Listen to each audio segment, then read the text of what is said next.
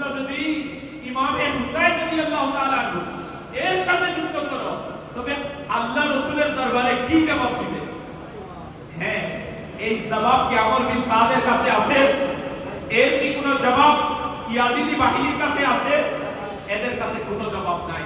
হ্যাঁ, এদের কাছে যেই জবাব সেটা হচ্ছে দুনিয়া, সেটা হচ্ছে মাল, সেটা হচ্ছে দৌলত, সেটা হচ্ছে ক্ষমতা, সেটা হচ্ছে যেমন ইচ্ছা তেমন করার ফ্রিডম, স্বাধীনতা, এগুলো মিলবে।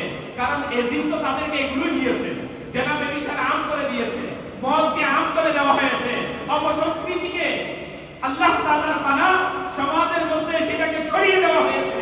20 বছরের মতো দ্বীন ইসলামের মধ্যে সেগুলোকে ইনক্লুড করা হয়েছে, যেগুলো বেজিক করেছে। আর এজিদের সেই বাহিনী, সেই মাল ও দৌলত, ক্ষমতা, সেগুলো ডুবে পড়ে ইমামে হুসাইন রাদিয়াল্লাহু তাআলা আনহু এর বিরুদ্ধে তরবারি উত্তোলন করার জন্য এসেছে। না তাদের